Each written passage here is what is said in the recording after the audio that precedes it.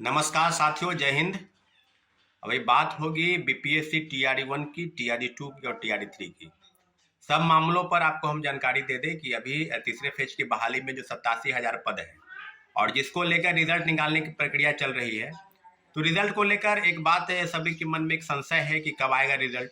और मुझे लगता है कि छठ पूजा के पहले 1 to 5 और 6 to 8 जो रोस्टर क्लियरेंस है के मामले में कि 50% आरक्षण के तहत जो है रिजल्ट निकलेगा। इसके तहत सारी प्रक्रिया जो है वो संभवतः बीपीएससी द्वारा शिक्षा विभाग को भेजी गई है। बीपीएससी ने नोटिस के द्वारा ये भी कहा है कि रोस्टर क्लियरेंस शिक्षा विभाग का मामला, और शिक्षा विभाग ने तमाम जिला शिक्षा पदाधिकारियों को, डीपीओ और डीपीएम को पत्र लिखकर ये सूचित किया है कि लगातार आप जो रोस्टर क्लियरेंस है उसको क्लियर कीजिए ताकि रिजल्ट के प्रकाशन में किसी प्रकार का विलंब न हो साथियों। तभी रोस्टर क्लियरेंस में पूरी तरीके से क्या सच्चाई है, क्या अफवाह है, लेकिन 1 to 5 और 6 to 8 का मुझे लगता है रोस्टर क्लियरेंस शिक्षा विभाग को मिला है। और 9, 10 और 11, 12 का रोस्टर क्लियरेंस जो है उसके मामले में भी। वहीं दूसरी तरफ जो प्रोविजनल आंसर की है उसमें आंसर की में भी बहुत सारे के बदलाव जो है वो किए जा रहे हैं। और आंसर की में जो त्रुटि हुई है प्रोविजनल आंसर की में भी, उसमें मुझे लगता है कि कई ऐसे वर्ग हैं जिसका फाइनल आंसर की में बदलाव किया जाएगा, संशोधन किया जाएगा। इसका भी नोटिस जो है वो बीपीएससी ने है वो जारी किया है। तो 2-3 तरह के बदलाव। एक आपको हम महत्वपूर्ण जजमेंट जो है वो सुप्रीम कोर्ट के आदेश के आलोक में आपको बता दें कि सुप्रीम कोर्ट ने स्पष्ट कहा है कि जब नोटिफिकेशन किसी भी प्रकार से जो आवेदन चिन्हित किए जाते हैं, आवेदन लिए जाते हैं किसी भी विभाग द्वारा, उसमें ये नोटिफिकेशन के बाद किसी भी प्रकार के संशोधन होते हैं तो वो संशोधन जो है मान्य नहीं होंगे। ऐसा गाइडलाइन माननीय उच्चतम न्यायालय ने स्पष्ट तौर पर अभी हाल में ही कहा है। तो इसका मोटा मोटी असर जो है 2-3 मामलों में आपको स्पष्ट दिखाई देगा। टीआरई 1 में आपको याद होगा कि डोमिसाइल नीति जो है टीआरई 1 में लागू नहीं थी जब नोटिफिकेशन आया था। और उसके बाद एक इंडिया गठबंधन की बैठक पटना में आयोजित थी और उसके बाद इंडिया गठबंधन की जब बैठक आयोजित हुई तो उसमें माननीय मुख्यमंत्री की तरफ से एक निर्देश आया कि डोमिसाइल नीति जो है वो लागू होगा। और डोमिसाइल नीति लागू करने के बाद पूरे बिहार में, पूरे प्रदेश में डोमिसाइल नीति के खिलाफ में एक बहुत बड़ा प्रोटेस्ट आंदोलन की शुरुआत हुई थी। और उसके बाद ये बात हुआ था कि डोमिसाइल नीति को हटाना जरूरी है। और डोमिसाइल नीति पर सरकार प्रतिबद्ध थी कि हम देश के तमाम राज्यों के लोगों को भी बिहार में नौकरी देंगे। परंतु जिस प्रकार से डोमिसाइल नीति के तहत जिस प्रकार से रणनीति बनाई गई कि कहीं ना कहीं उसका एक पॉलिटिकल माइलेज लेना था, पॉलिटिकल चीज़ों का उसका लाभ मिलने का जैसा था, परंतु लोकसभा चुनाव में हुआ नहीं। और ये चीज़ का खामियाजा जो है बिहार के शिक्षकों का अभ्यर्थी और बिहार के नौजवानों बेरोजगारों को झेलना पड़ा, क्योंकि टीआरई 1 और टीआरई 2 में दोनों में डोमिसाइल नीति लागू है। आज हम लोग बात करेंगे फिर टीआरई 4 में कि क्या डोमिसाइल नीति लागू होगी।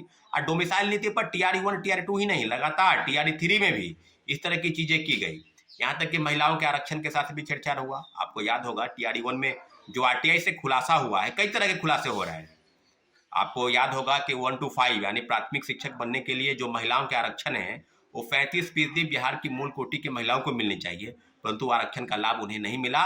और लगता 17,000 महिलाओं को नौकरी में से 10,000 से ज्यादा किसी दूसरे स्टेट के महिलाओं को नौकरी मिली।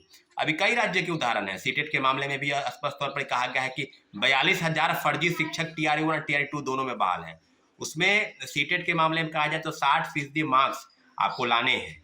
60% दूसरे स्टेट के लोग 120 में 90 नंबर से अगर कम अगर आप आते हैं तो आप शिक्षक बनने योग्य नहीं है। ये सीटेट यानी सेंट्रल टीचर एलिजिबिलिटी टेस्ट में ये मामला सामने आया है। दूसरी तरीके से कहा जाए सुप्रीम कोर्ट का एक और फैसला आया है, वो फैसला है एनआईओएस डीएलएड के मामले को लेकर साथियों। ये काफी गंभीर मामला है क्योंकि एनआईओएस के शिक्षक जो हैं 18 महीने का जिन्होंने कोर्स किया है ओपन वाले, उनको कहीं ना कहीं टीआरई 1 में नौकरी मिली है। और आज कई जिलों के पत्र जारी हो रहे हैं कि एनआईओएस शिक्षकों को चिन्हित करना है, उनके सब कुछ पासबुक और कहाँ पर वो नौकरी पहले करते थे किसी प्राइवेट स्कूल में, उसको डाटा और कई तरह की चीज़ों पर उनको अपने सरकार के समक्ष यानी जो शिक्षा विभाग है उसके समक्ष अपनी चीज़ों को बताना है। तो एनआईओएस के मामले में भी ये चीज़ आपको याद होगा कि टीआरई 1 में जो है वो रेगुलर कोर्स, एनआईओएस हो, डीएलएड रेगुलर या एनआईओएस वाले, दोनों का मान्य था। और दोनों के मान्यता के बाद इसके जजमेंट जो है सुप्रीम कोर्ट के जजमेंट इसके बाद आए हैं। तो कहीं ना कहीं इस मामले में भी असर पड़ने की उम्मीद थी कि, लेकिन दूसरे तरीके से अगर सुप्रीम कोर्ट का इस फैसले का आलोक में अगर जवाब कहा जाए तो कहीं ना कहीं ये बात चिन्हित होता है कि सुप्रीम कोर्ट का फैसला जो आया है वो एनआईओएस डीएलएड के मामले में वो बाद में आया है, नोटिफिकेशन में जिक्र पहले है। तो दो तरह के मामले, एक एनआईओएस डीएलएड के मामले पर जहाँ पर 18 महीने के कोर्स को चुनौती दी गई थी कि नहीं ये मान्य नहीं होंगे, उसको लिए सुप्रीम कोर्ट का गाइडलाइन। और दूसरे तरीके से कहा जाए तो डोमिसाइल नीति के तहत, तो डोमिसाइल नीति फर्जीवाड़े तरीके से कई राज्यों के लोग बनाकर बहाल है। और आज सीटेट के मामले में भी अगर कहा जाए तो दूसरे प्रदेश के लोग जो है वो सीटेट के मामले में 90 नंबर से कम लाकर जो है बहाल है, उनको बाहर करने के बाद जो है किया जा रहा है। और कई जिलों की सूची जो है उनके पास आई भी है कि NIOS के मामले में भी, आपको ये DLED के मामले में भी, वही दूसरे तरीके से कहा जाए तो डोमिसाइल के सर्टिफिकेट के में भी बहुत तरह के फर्जीवाड़े जो है वो सामने आए हैं। तो साथियों, अब पूरी तरीके से बहाली की प्रक्रिया अगर कहा जाए तो TRE 1 और TRE 2 वो दोनों में अगर बात की जाए तो हम लोग पहले से कहते आए हैं कि 1 कैंडिडेट 1 रिजल्ट और डॉक्यूमेंट का वेरिफिकेशन पहले हो। इस मामले में भी चिन्हित करने की जरूरत थी, परंतु आनन फानन में क्रेडिट लेने का एक होड़ था कि हम आनन फानन में प्रक्रिया को बढ़ाने जाते हैं। आनन फानन में बहाली की प्रक्रिया शुरू की गई और पूरी तरीके से इस प्रकार से बहाली की गई कि छात्रों अभ्यर्थियों को, क्योंकि जो डॉक्यूमेंट का वेरिफिकेशन होना था उसमें शिक्षा विभाग और BPSC के बीच तू और मैं की स्थिति बनी रही और तब जाकर शिक्षा विभाग ने डॉक्यूमेंट का वेरिफिकेशन किया और जो BPSC के साइट पर अपलोड सर्टिफिकेट थे उसी सर्टिफिकेट को वो देख रहे थे।